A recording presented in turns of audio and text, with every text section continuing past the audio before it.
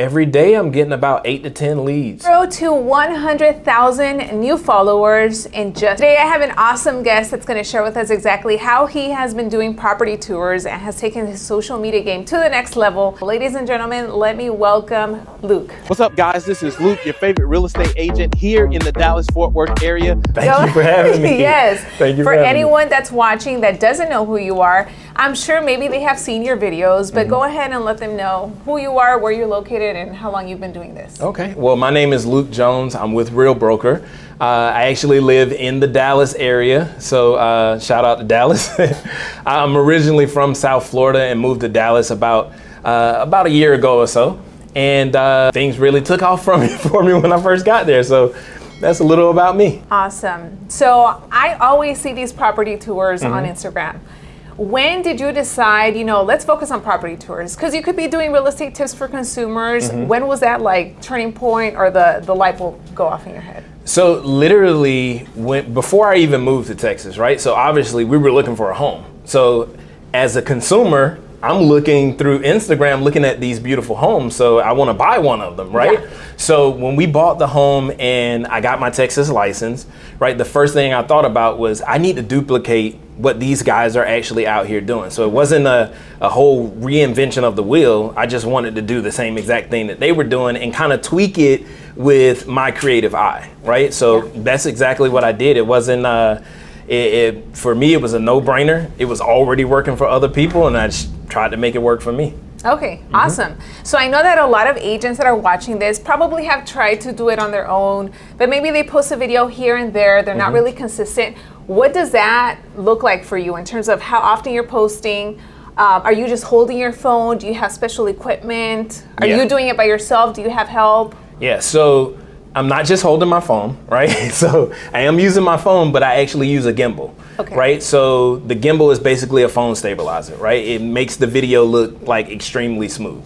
So if you see one of my videos versus somebody that's walking around holding their phone, even though to the natural eye it doesn't look like your hand is jittering, it's really jittery. You can tell. It's really jittery. So so that's literally what I do. I have a ton of equipment now, but when I first started, I just used the gimbal, my iPhone, and like a tripod. And that was it. And that's it. How about microphone? Were you even saying anything, or at this point were you just using the trending sounds? Yeah, I was just using trending sounds when I first started. And, I had a microphone, right? But I was like, let's see what these videos are gonna do. I did not know that the Instagram was gonna take off the way it was, but I knew I was gonna get traction because it was a formula that was already working. So literally I would just walk through the homes, try to show the homes in the best possible light, and get the attention of buyers and have the buyers where they can actually see themselves, living in the home, and it worked. So how many of these reels had you posted before you started to see people reach out to you, or I don't know, your phone was ringing, buyers? How long did that take? My first buyer from Instagram came after about 5 posts, right? It came after about 5 posts. At the time, I probably had maybe about 1,000 followers. But after about my first 5 posts, that was maybe a week of posting every single day, being consistent, actually getting kind of crazy with it. Like I post at the same time. Oh, okay. So you to have a the strategy. minute. Yeah, to the minute. It's like 7:59, 8 o'clock, posted it. For and if anybody's done any research when it comes to social media, obviously there's so many gurus that tell you, the algorithm's gonna push your post if you post at this time. Well, they were saying, well, if you post at 8 o'clock, it'll work for you. So I'm like, crap, is that Central Time? Or is that Eastern Standard Time? So I tried everything out, right? So, but what I did learn is what really works is just being consistent. It doesn't matter what time you post. If you post in the evening or if you post in the morning, just do it every morning and do it every evening. Because what I started to notice quickly, and I know it's off subject, but what I started to notice quickly is my audience were waiting for the next post. So the guy that works, the grocery store during the day, he comes home and looks at Instagram at night, he's waiting for the post, right? So, and I've even had people reach out to me on my post, oh, I love this home, I can't wait until the next one. So it kind of drummed up interest from others, and And that's it. It almost sounds like you have created your own little TV show within your Instagram. Yeah. Because now people are waiting to see that next home. And then there are also those consumers that are actually looking for property. Yeah. Right? Yeah. So in the beginning, I mentioned 0 to 100,000 in 2 weeks. Yeah. That's pretty crazy. Yeah, it was crazy. It was crazy. If you've ever went viral before, it's like super crazy. I was actually, when my first post went viral, I was telling you guys that right now it's like 7 million views on the video. The content, right? I had just started shooting content. The content was crappy, right? But the post went viral. The house was beautiful, and what I quickly noticed was that when that post went off, I was actually sitting at home and it was crazy. It was like ding, ding, ding, ding, ding, ding, ding, and then I noticed I started getting people sending me DMs. Right, so it was like back to back to back to back while the post was going viral. So that first viral post got me a ton of buyers.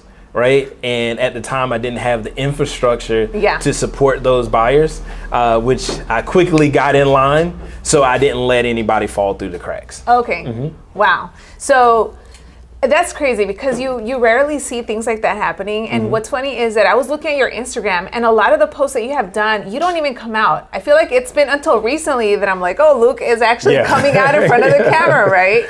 So, okay, you start getting these leads coming in. How are you managing them? Do you have like a special phone number where people can reach you, or that you reach and text them or call them, a special email? How's your CRM set up? So the way that I have it set up, I have my CRM with the link of my link tree on my Instagram, right? So they click on the link tree, it gives them the option to actually book a consultation with me. It gives them the option to request information about a specific home or to actually do their own home search. So the average person watching on Instagram, they're going to want to search for themselves. So they actually click on it, it sends them to my website, and then that's where the lead capture happens, right? So the first thing that I normally do is I allow the AI, right, to contact that person. So obviously, you know, the way that it works, as soon as they register, a minute after that, AI is sending them a message, right? Yeah. So when the AI sends them the message, if it's a legitimate buyer and it's not like Bob Jenkins wants to buy a house, you know, if it's a legitimate buyer and I see that they're engaging with the AI, I'll basically step in, you know, and then obviously I just don't leave everything to the AI. I spend time in the mornings between the hours of 8 and 12 following up with everybody that came over the next day to make sure that really nothing falls through the cracks.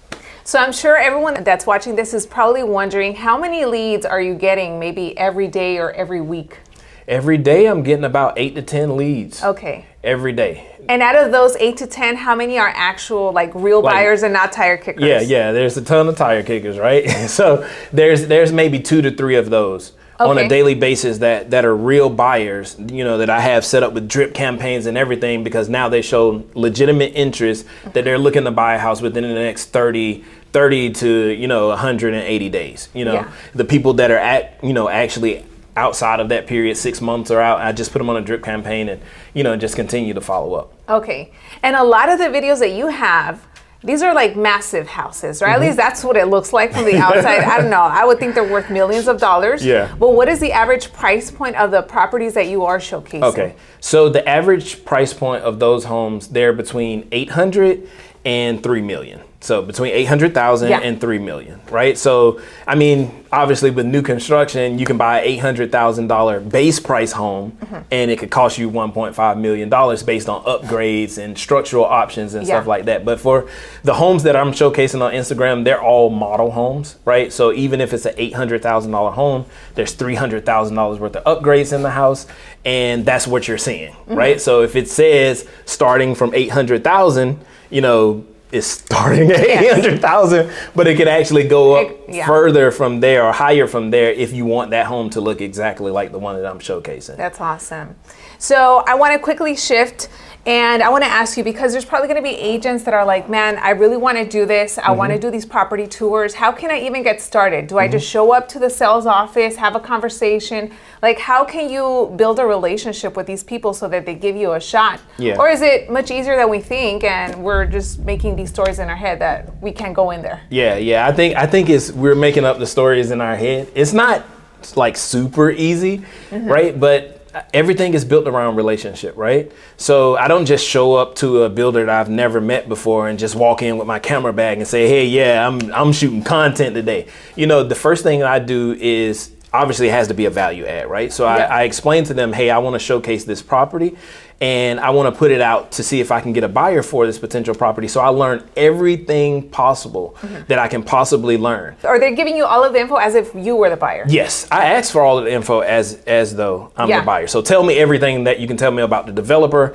about the different models that you have, the different floor plans, everything. I want to know how much what percentage is on average that buyers are actually upgrading their home. So if they're doing 10 to 15%, I want to know. So if I get a legitimate buyer for this, even though the house is $1 million, that buyer can legitimately expect to spend about 1.2 with upgrades on it. So I allow the sales agent to educate me on their process. During that process, obviously they can tell that I'm soaking in all of the info, and then I ask, can I shoot the content, right? Okay. But it's really a value add, because if I do, because I got all of the information from the builder, if I do get a client for it, I'm well versed on that product.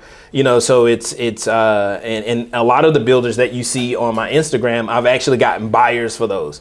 Some of them I'll put on there like, hey, this particular model is available this weekend only at $850,000. That's because I have built such a great relationship with these builders that they'll call me and say, hey, we had a house bust, right? And the buyer lost their job or whatever the instance was. We got to get rid of this house. Can you post it on Instagram? So they'll call you. They'll call me and ask me to post it on Instagram. And obviously there's a huge value add for me, because if I get a buyer, a lot of these builders in that area, they will offer me like 5% commission. Yeah. Some of them offer 4% commission or some type of incentive to get me to bring buyers to them. So that's awesome. Yeah. So would you say that right now most of your business, or maybe all of it, 100%, comes from Instagram?